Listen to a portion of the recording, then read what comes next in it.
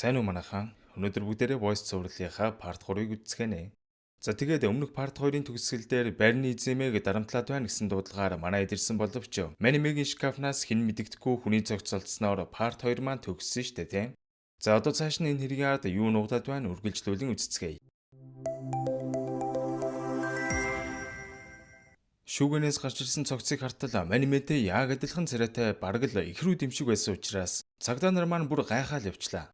Игчээ, энэ юу болж гинэ? Яглаараа танаа шкафнаас хүний цогц гарч ирдэг блэ?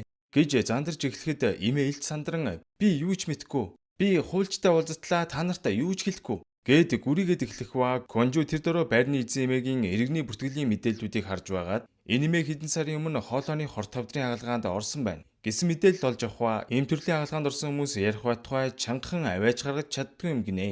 Гэтэл энэ имээ орилж хашгичж байсан нь манай дэд маш сэжигтэй санагдаж эхэлсэн ба Жанхюг цогцсны хоолойг шалгаа үзтэл хагалгааны улмар харагданаа. Энэ одоо юу болоод байна гэж гайхсан Жанхюг Манимегийн хүзүүг шалгаа үзтэл хагалгааны сэрвийг нь дуурайх гэж оролдсон бололтой. Төлсөн сэрв байхыг хараад энэ имээ байрны эзэн биш. Харин тэнд хэвтэж буй цогц байрны эзэн юм байна гэдгийг ойлгох ба харин энэ имээ юун хүн юм бол? Дэшиг шкафны хажуунаас талигачиг хорооход ашигласан төмөр гэрлийн суурийг олох ба дээр нь цусны толбор нь хатчихсан хангалттай нотлох баримт гараад ирлээ. Гэхдээ энэ гэрлийн суурь бараг 50 гаруй килограмм их хүнд байсан учраас имээ ганцаараа энэ төмрийг өргөж дийлэхгүй штэ. Аллах хийгт нь хамжилтсан хүн байна гэж Жанхюг сэжгэлж эхлэх үеэр тэр авд байсан хүмүүс дундаас нэг нөхөр суурсаар хийгээд гүйчтیں۔ Жанхюгч тэр дор араас нь гүн очтол овоо том биетэй залуу байсан ч хөрхий сэтгцийн асуудалтай хүн юм байна. Мань хоёр нэлээд аргадж байж арай гэж цагдаагийн газар руу авч явахаар болох ба байшинд байсан эмээ чинь энэ залуугийн төрсөн эгч нэм гинэ. За тэгээд энэ хоёрыг авчираад байцаалд авах гэтэл мань залуу угаасаа яаж байцаалд өгч чадах вэ? Битүү орилж шашгичаад эхлэх ба мөрдөн байцаагч барилга гэдэг үгийг хэлэхэд бүр улам орилж толгой тархи хаалган цаваад балархна.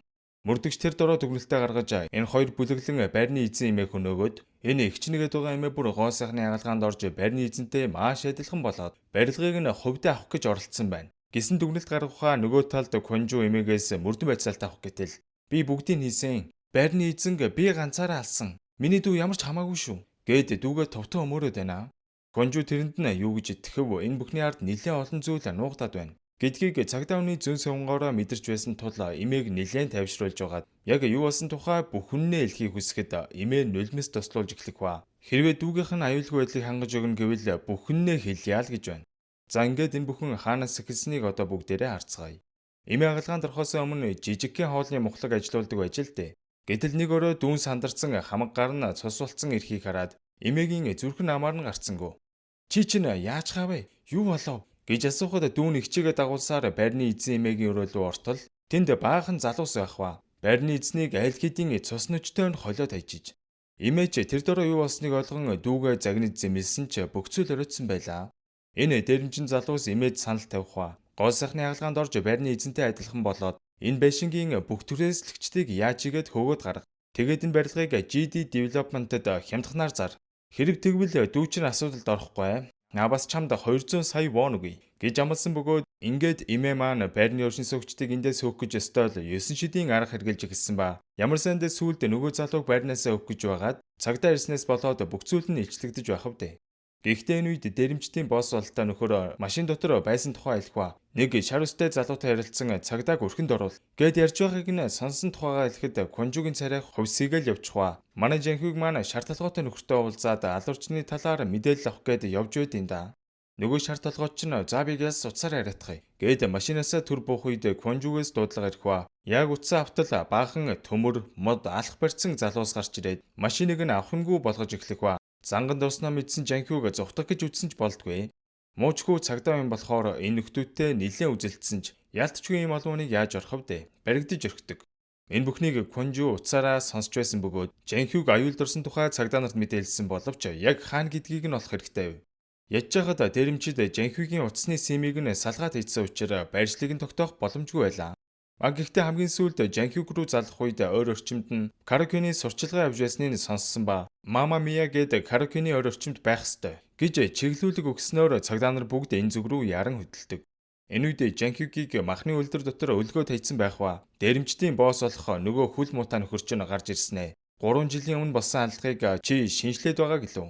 Тэглээгээд чи юу очих юм? Эхнэр чинь буцаад босоод ирэх биш. Их зэрэгээр манай үнийг нилээн даапалах ба чиний хайгаад байгаа алуурчин чинь би байна гэж хэлэхэд Жанхиугийн өшөө хорсол буцалж байлаа.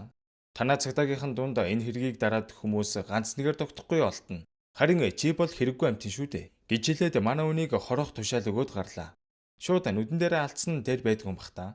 За ингээд хоёр гүлээсийн манай үнийг алах гэж оролцсон ч тийм амар юм гэж юу ахав? Эн чинь галзуу нохоо очтой хүн шүү дээ. Хоёр дуракийг тэр дорн нам зөхөж унгаагаад гинжнээсээ эвтэйхэн мултран дээрэмчдийн араас нь очиж ёстол Ким Духан шиг дунд нь эргэлдэж байлаа. Ингээд хөл муутай нөхөр дээр очин нилээн алдсаж байгаад гарыг нь хийтгэд хутгалан эд алдсаж байтал гаднаас цагдаа нар орж ирээд дээрэмчдийг нэг нэгээр нь баривчилж ихсэн ч хөл муут эндээс зүхтаж амждаг. За ингээд энэ хөл муутай нөхрийн мэдээллийг олж тогтоох ба нам сантай гэд өмнө нь хэрэг төвөгт холбогдож байсан бүтэхгүй нөхөр байт юм да. Цагдаагаас энэ нөхрийг эрен сурвалжилж буй тухайн мэдээг олон нийтэд тарааснаас болоод мань нөхөр хэсэгтэй л олонний нүдээс нуугдах хэрэгтэй боллоо.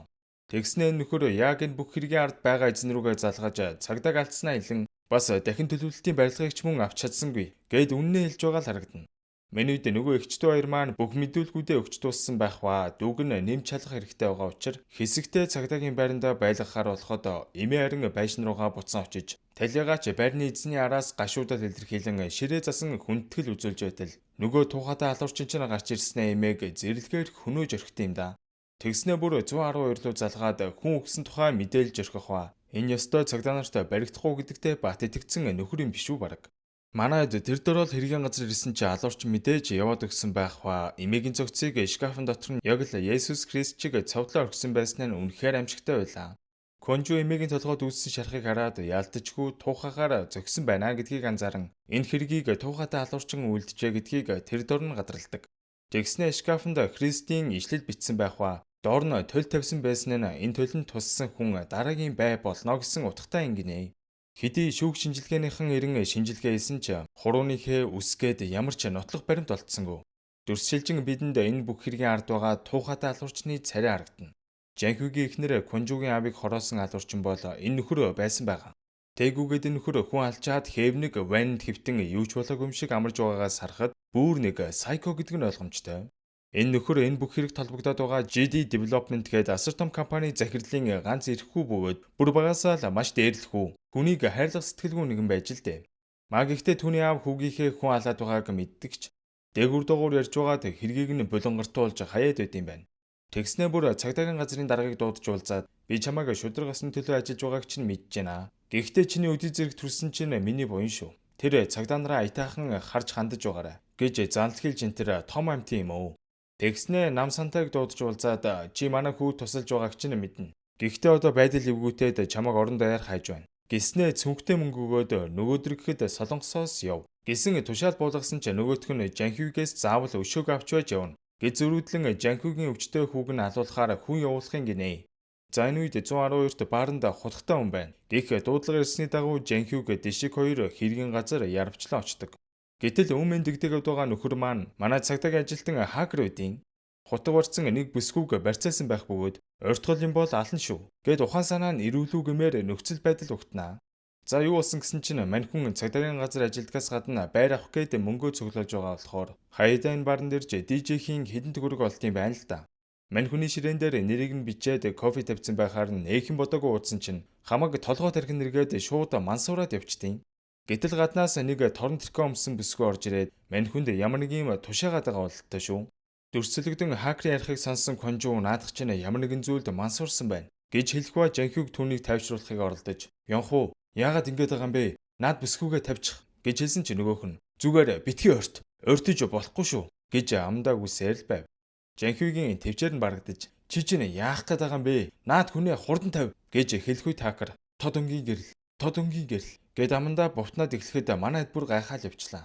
"Энд чи одоо юу яриад байна?" гэж Жанхиуг дотроо бодж байх үед Есүс энийг нь сонсоод мань хүн товчсон үгийг ашиглаж ярьдгийг нь санаад "Тод өнгийн гэрэл ТΟГ" гэж юу гэж байгаа юм бол гэхэд Конжу ихээр гайхаж "ТОГ гэдэг чинь манай цагдаа нарын заримдаа ашигладаг давсны хүчлийг нэрлэж байгаа юм" гэж хэлээд бааранда давсны хүчил байх шиг байна. Анхааралтай байгаарай гэж Жанхиуг сануулах ба үнийг сонсон Жанхиуг баарны эргэн тойрныг хартал таацны гэрэл төлгүүдийн шонгууд дээр баахан хүчил өрөө тавьсан байт юм да.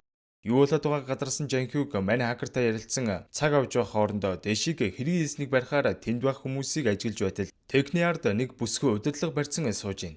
Энэ яг хэргийн эзэн байна гэж бодон Жанхюг аха хэрэгтнийг харчлаа. Техни ард байна. Гэд ярьж явах үед мань бүсгүй тэр дороо давсны өвчлийг унгаж эхлэх үед ашгүй Жанхюг хүмүүсийн талаар анхааруулснаар хэн ч бэртэж гэмтсэнгүй. За ингээд хэрэгтэн бүсгүй умхамгүй гаран зүхтах ба манахиж барихаар араас нь гараалгүй лээ. Хурдтай гүйж байгаа бүсгүйг Жанхюг тэгээд унгатал бүсгийн үсэн салаа унчт юм да. Гэтэл хиймэл үс зүүсэн эрэгтэй хүн байхыг хараад манай хоёр бүр гайхаад явчихна. За ингээд мань өхрийг баривчиж аваад хэсэг рүүгээ аваад явах ба хакер маань жовоо тарих толгойн сэргэж юу болсон талаар мэдүүлэг өгдөг. Түрүү жилийн авраас хойш намайг Love 8080 гээд бүсгүй дагаад байгаа. Өгтүүд комент бичгээр тэднэр дээр муухай юм бичнэ. Бас миний зургийг порно зурагтай эвлүүлсэн байсан. Нэг удаа би цааны бааз дээр стори хийсэн чинь манай найз залууг сайн харж хандаж байгаарай гэсэн байсан.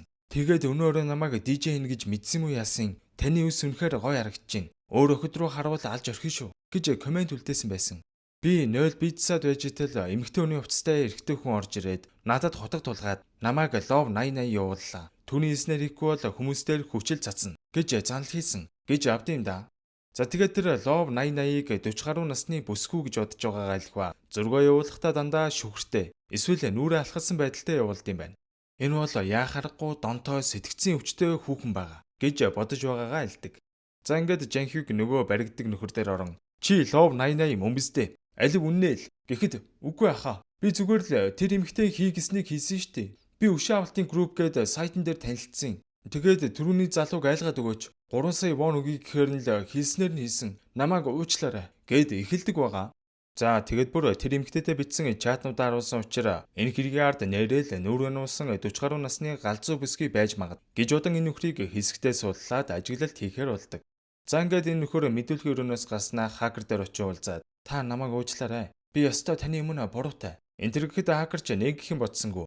За яг хөө зүгээр чи ч бас тэр галзуу өхний хохирчүүд ээ. Дахиж мөнгөний төлөө битгий юм тэнэг юм хийгээрэй. Энэ төр гэж зөвлөгөө өгч जैन. Тэгсэн мань нөхөр та ёстой царайлаг юм аа. Энэ төргээд бүр айлгүйтэд байдаг шүү.